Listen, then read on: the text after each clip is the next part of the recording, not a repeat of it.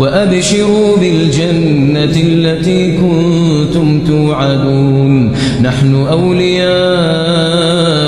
في الحياة الدنيا وفي الآخرة ولكم فيها ما تشتهي أنفسكم ولكم فيها ما تدعون نزلا من غفور رحيم ومن أحسن قولا ممن دعا إلى الله وعمل صالحا وقال إن